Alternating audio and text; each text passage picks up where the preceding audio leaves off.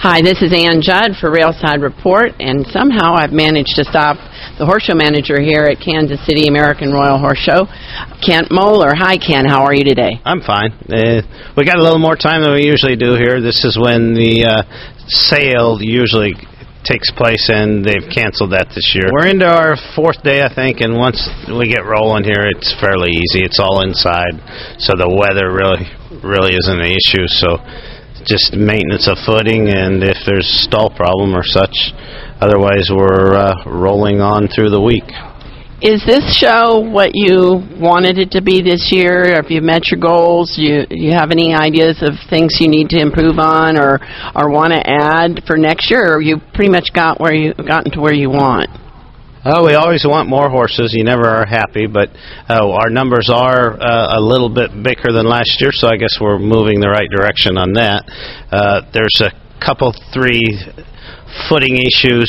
Not that we have bad footing, but the preparation was a challenge this year, and maybe a little bit more thought and getting the supplier here at different times will make it much easier, and we'll be ready on Sunday instead of scurrying around on Monday. The UPHA committee, are they advising and helping you a little bit and help to improve? Do you feel like you've already got everything in place that way, or do you have to meet with them still? No, I look for the UPHA, especially the executive board, to give me pointers. I might put it in my own terms. It's really the UPHA's party. I'm the caterer or the hired help, and I'm here to make it as best for everyone, level playing field, and for the most part send everybody having fun and wanting to come back next spring and do this sport all over. You have a great managerial style. Some people might say that you're a softie, and somehow you stay very calm and collected, but you get the job done. Is that just your personality? They call me a people person, and I guess I agree with them. But the most part, I surround myself with the A-team. I can't hire any better officials than I have here, and I don't need to be in center ring. That center ring is going to happen. Once again, I'm the hired help here, and me and my couple fellows in the trenches and the American Royal fellows in the trenches, that's what makes them happy out here. I can't control what the decisions in the ring, but I do know there's the A-team out there, and that's going to flow, meaning announcers, ringmasters, in paddocks. We've got the best money can hire here in the United States. If you had to identify certain issues that are unique to this particular horse show that you have to work on most, I know I'm putting you on the spot, but are there unique challenges managing the American Royal?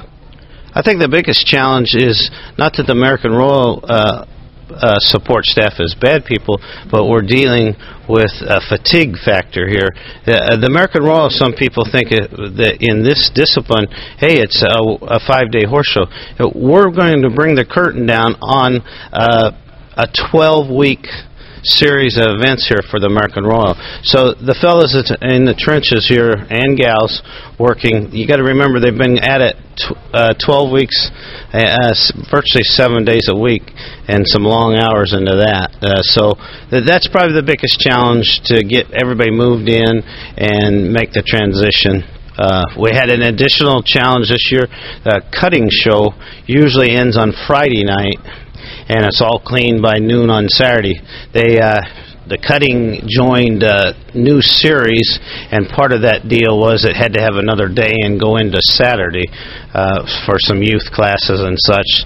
So that added a challenge for the move-in and the transition of the stalls.